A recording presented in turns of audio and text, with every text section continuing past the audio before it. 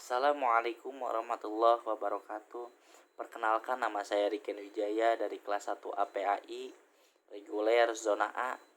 Di sini saya akan membawakan satu tema dari beberapa tema yang diberikan, yaitu sejarah pramuka dunia. Berawal dari tahun 1908, seorang tentara Britania Raya yang bernama Robert Baden-Powell menuliskan sebuah bukunya yang berjudul Scouting for Boys. Ketika itu ia menulis sebuah buku untuk kepanduan acara perkemahan kepanduannya yang akan diselenggarakan pada tahun yang sama. Ia menulis buku ini terinspirasi dari aksi heroiknya yang pernah ia lakukan pada tahun 1899 ketika ia ditugaskan kemiliteran untuk mempertahankan suatu negara, suatu kota dari serangan-serangan tentara Boer yang berada di negara Afrika Selatan. Ketika itu Baden-Powell kalah telak karena kalahnya jumlah. Oleh karena itu Baden-Powell merekrut tentara sukarelawan yang ingin ikut serta dalam mempertahankan kota tersebut dari serangan-serangan tentara Boer. Akhirnya Baden-Powell pun merekrut beberapa tentara sukarelawan yang ditugaskan olehnya, seperti mengirim surat kepada anggota militer yang berada tepat jauh daripada tempatnya. Ya, seperti itulah tugas-tugas yang Baden-Powell berikan kepada tentara sukarelawan.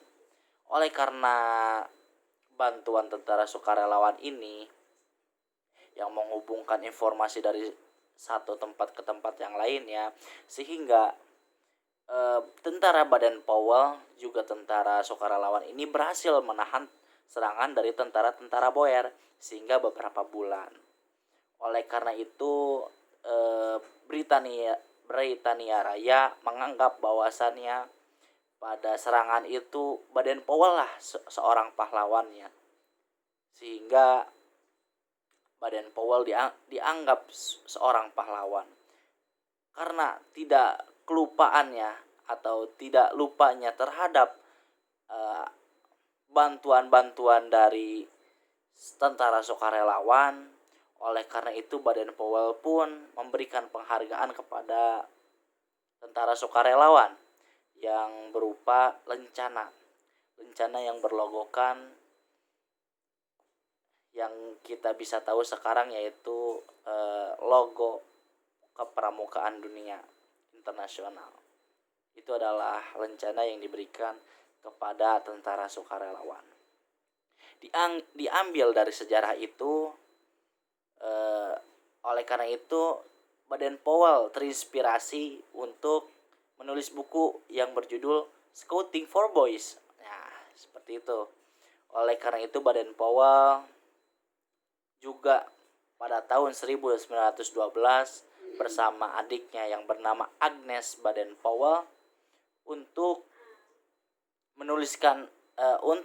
membuat organisasi keperempuanan yang dari kepramukaan yang bernama Girls Guides.